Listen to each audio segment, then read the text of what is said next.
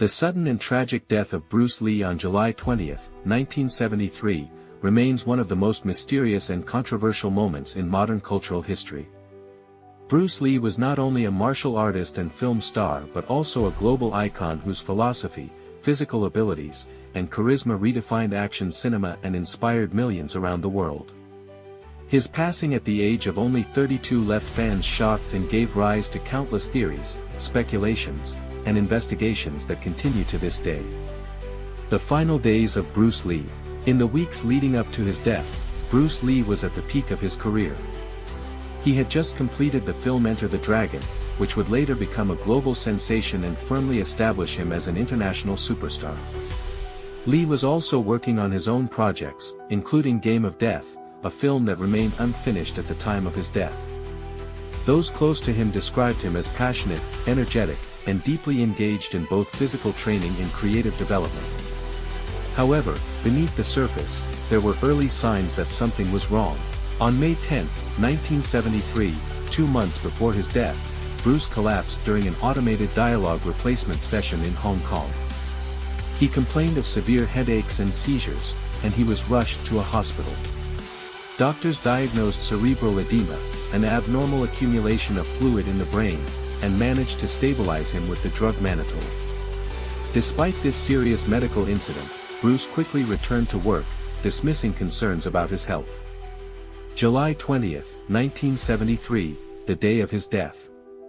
On that fateful day, Bruce was in Hong Kong with actress Betty Ting Pei, with whom he had a close relationship. They were discussing plans for a new film and rehearsing scenes. During the afternoon, Bruce complained of another severe headache.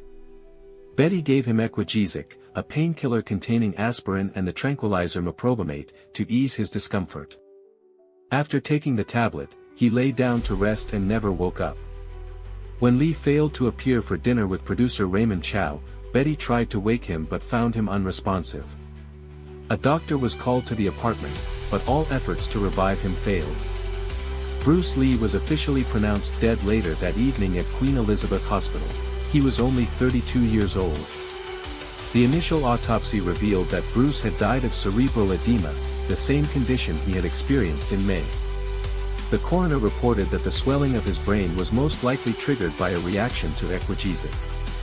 The official statement was that Bruce Lee died of death by misadventure, a legal term suggesting an accidental death due to unforeseen circumstances. However, many were unsatisfied with this explanation. How could a young, athletic, and seemingly invincible man suddenly die from a common painkiller? This question gave rise to decades of speculation and conspiracy theories. Since 1973, countless theories have emerged to explain Bruce Lee's death. Some believed he was poisoned by rivals in the Hong Kong film industry who envied his rising power and independence. Others suggested connections to the triads, organized crime groups that had influence over the film business at the time.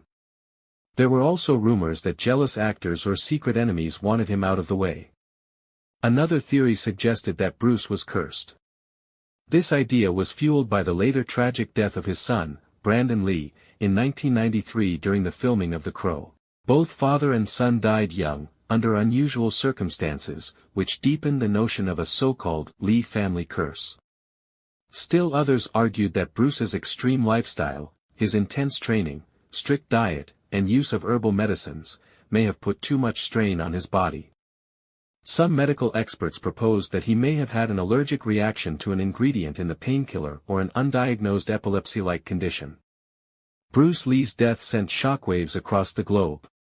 His funeral in Hong Kong drew more than 25,000 people, and a second ceremony was held in Seattle, where he was buried. Fans around the world mourned, and the release of Enter the Dragon just days after his death transformed him into a legend.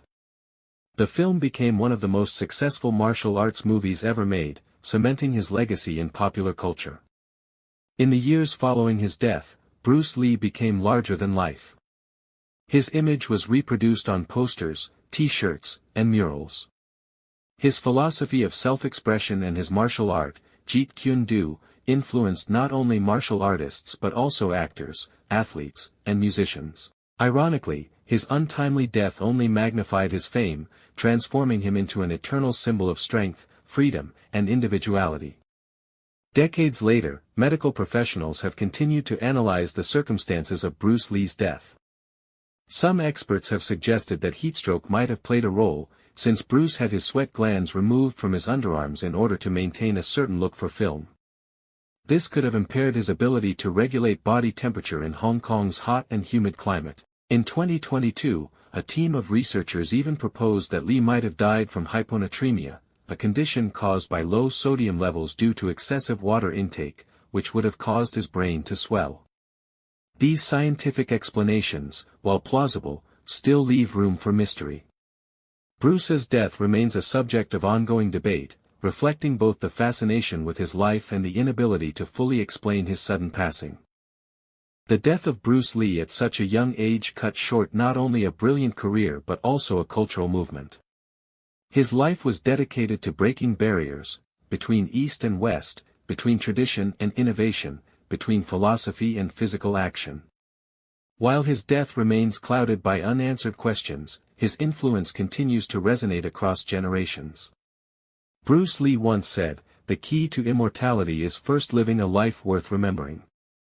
In that sense, he truly achieved immortality. His films, teachings, and philosophies endure, ensuring that his spirit lives on long after that tragic day in July 1973.